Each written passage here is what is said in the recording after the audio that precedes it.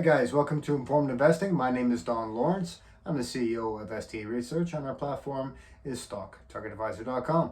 I'm a financial analyst and a trader, and today we're going to talk about how do we know how to buy and sell a stock. Well, what's the sort of process in doing it? Well, first of all, we got to choose the stock, and in doing so, you've got to look at the fundamentals. Are they making or losing money? Now, generally speaking, if they're losing money, you're not really interested in it unless it's sort of a speculative play. And of course, then you're going to put a speculative figure amount of money in it. From there, you want to gauge and see what the analysts are saying. You want to see what the sentiment is on the stock. There is a thing called the RSI index, which is a sort of sentiment indicator, and you can have a look at that. And there's a range that's sort of specific for each stock that will suggest if it's a buy or sell based on the sentiment. So you can have a look at that. You can also what's crucially important is the market timing.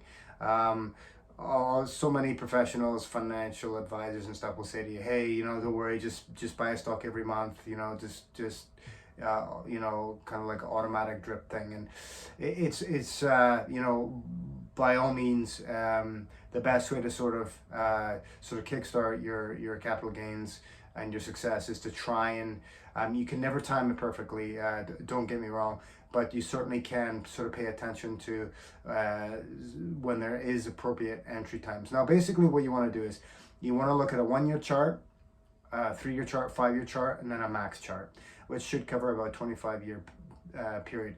And you look at so most of these stocks on the charts will have basically a pattern, generally speaking, and you'll see the sort of market cycle sort of reflect in there and how it responds to the market cycle, those sort of ups and downs, right?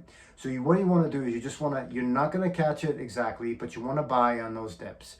When you see it sort of come off a high and come down, you want to buy in those dips.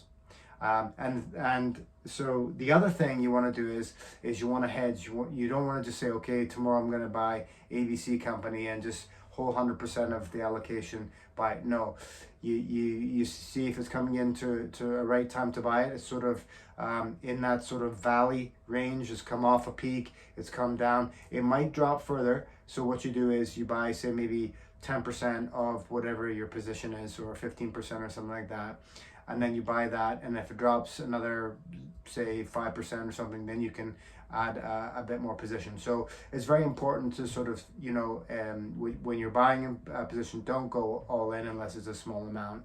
You want to sort of stagger or hedge your purchase there. The number one of the top things is I think it's very important, is know your risk, know the range, right?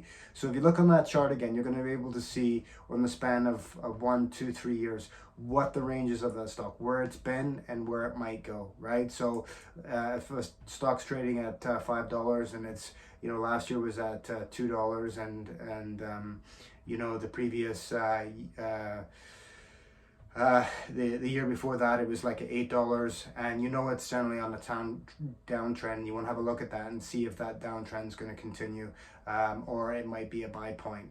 Obviously, if a stock is just obviously gone vertical, you don't want to buy it then.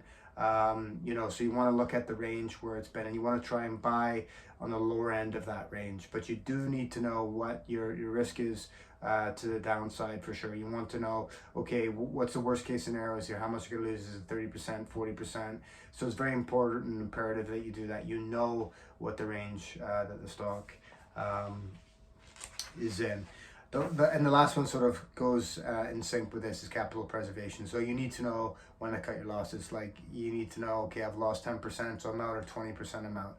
So that is a main rule is, capital preservation. We want to do that. So you've got to set, and you've got to be diligent, and you've got to set it out beforehand, and you've got to stick to your guidelines.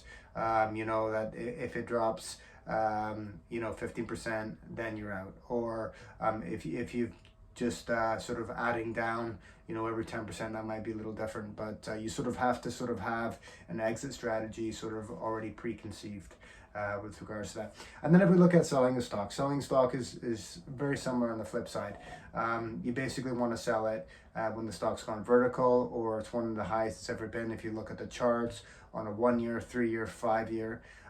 So you can, the fundamentals may not necessarily change, but sometimes markets overshoot and stocks overshoot their valuation. So if it goes vertical and you can see that it's by far, as we saw, with the markets and certain stocks in sort of November there of last year, they were really sort of peaking quite steep.